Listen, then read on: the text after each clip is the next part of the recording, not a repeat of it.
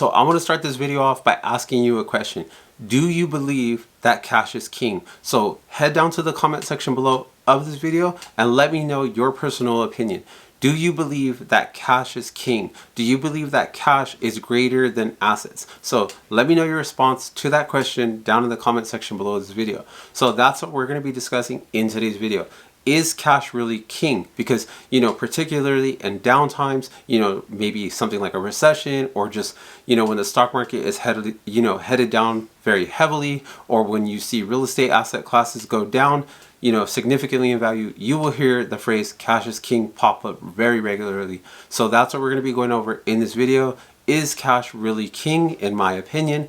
And then overall, what my overall opinion is when it comes to cash. So if you guys are ready to go ahead and dive right into this video, find that thumbs up button right beneath this video somewhere. Give that thumbs up button a quick tap for me. And with that being said, let's go ahead and get right into today's video. Alright, you guys, so let's start this video off by me giving you my personal overall opinion on whether or not cash is king. Now, I'm going to just go ahead and be very frank and very blunt with you guys. I personally believe cash is trash. Like, I am not in the fan, or I'm not a fan of the belief, or I'm not a part of camp like, cash is king. Like, I'm just not a part of that, and I don't, follow that belief that cash is king.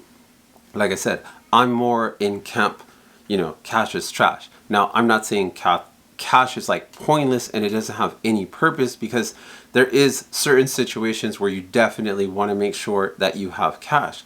Now, like I said, it's not pointless and it's not worthless. It does serve some purposes.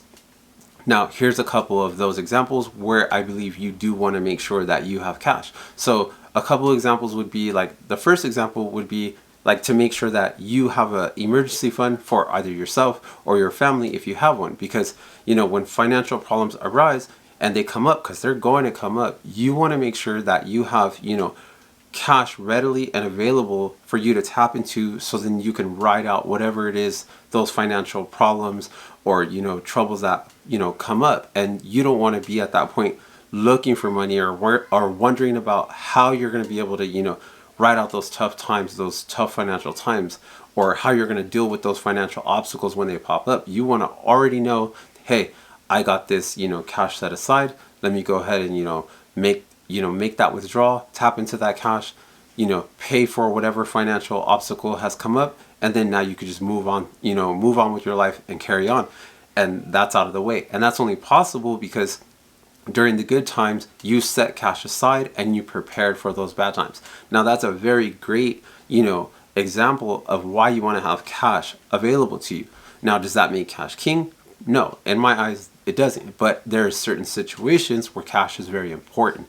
Now, another example of having cash set aside would be for potential investments. Because let's just say, for example, someone is like, all right, I'm not too sure what I'm going to invest in, but I just know, obviously, I'm going to need money to make investments, period. So this is like, you could have the greatest investment opportunity available to you, but if you don't have any access to cash, so then that way you can become an investor into that investment, well, then basically you're screwed. So this is why I say there is certain situations where cash is necessary and it serves a really great purpose. So if you say, for example, want to, get into real estate, well, obviously you're going to have to come up with a down payment. So that's going to require some cash, and then you're going to finance the rest of the, the property, with your loan, and go on forth with your real estate purchase. But to just go ahead and get started and, to allow you to even become an investor into that real estate property, you need to come up with a down payment. So again, there is a point in which a certain level of cash is necessary, right?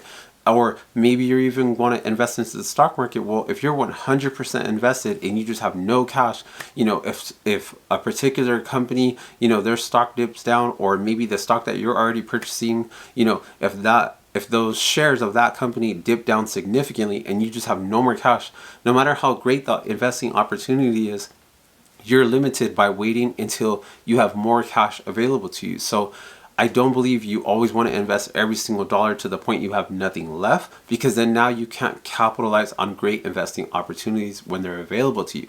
So this is why I say, yes, cash does serve some purposes, and there is certain examples where you want to have some cash available to you, but I also don't believe that you want to have excess amounts of cash, you know, well beyond those types of purposes and examples like I just shared with you guys, you know, in those two examples, because anything beyond that, basically your money is just going to be losing value over time due to inflation.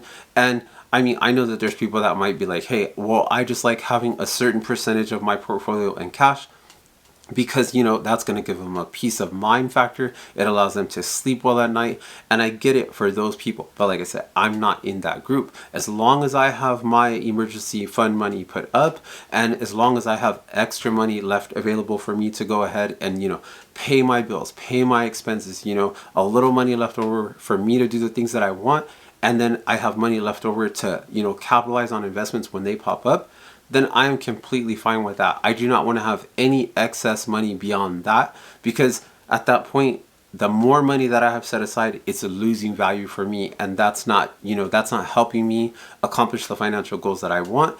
And I don't want my money to be losing value. I want my money to, you know, just building and to be building and growing my net worth continually over time. So I want as much of my capital, as much of my money, you know, out in the market, whether that be in real estate or the stock market, growing and making money for me. So I am not a firm believer of cash is king.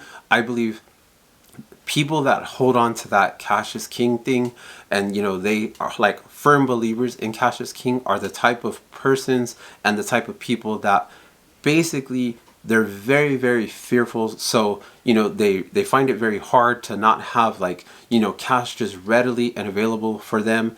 You know, they don't like the idea of like, all right, you know, if I want to get cash, I have to sell, you know, my property, or I have to sell this stock and then I get my money. Because then they're like, well, what if that thing goes down in value? Or, you know, whether that be the stock that goes down in value, or whether it's the property, or, you know, what about real estate, you know, prices? What about stock market prices? And, you know, all these different things that they worry about. You know, it's kind of hard for me to think like them because I don't hold that same mindset, but I'm sure they have all these different worries in their mind, and they like come up with these different scenarios where it doesn't, you know, it doesn't make them feel comfortable holding onto those assets, or not having as many assets as versus their percentage of cash that they hold on. So they feel much more like comfortable holding more cash and a little bit of assets than they do a bunch of cash and, or a bunch of assets and a little bit of cash. So me personally, I would feel much more comfortable with a little bit of cash and a lot of assets, because at the end of the day, those assets, I can convert them into cash,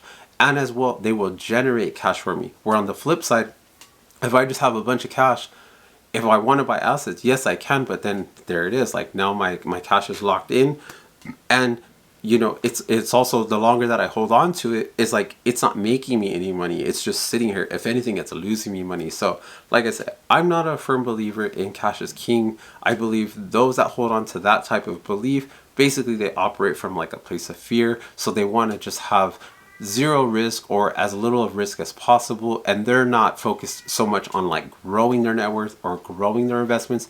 They would they would be much more happy being very conservative, very slow with their wealth, you know, building process. Sometimes they're not even concerned with with building wealth whatsoever. They much rather just save money in a bank account and just be like, hey, as long as I know when I log on that whatever amount of money that I put in there, it's always going to be there, and it has no potential for it to dip down in value. You know, if they put in, you know, $100,000 in a savings account and they log on, you know, 5 years later, it's still going to say $100,000 in value, and they're okay with that, even knowing that it won't have the same purchasing power 5 years later as, you know, when they first deposited. But that's my overall view and my overall take on whether or not I believe cash is king. And I think for anybody watching this video that, you know, basically, yes, you do want to make sure that you have some cash available, you know, for you, for things like the emergency fund, for potential upcoming investments. You always want to make sure that you have enough cash to pay for your, you know, your mandatory living expenses, and then leave a little cash available so that way you could, you know, spend money on doing the things that you enjoy doing with your money. Because I mean, you can't spend it all on just investments. You do got to live and enjoy life, right? So you definitely want to have some cash available for that. But outside of that, you basically want to have any other excess cash beyond that invested. You don't want to hold on to cash, because at the end of the day, cash is trash when it's anything beyond, it's serving those other purposes that we've already talked about. And you want to have your cash invested so that way it can grow for you, it can build your net worth, and overall help you accomplish the process and the journey of getting rich and building wealth for yourself. So I hope you guys enjoyed this video, and if you guys want to see another video for me, click this video here on the screen, and YouTube is going to show you the very best video for you from my channel.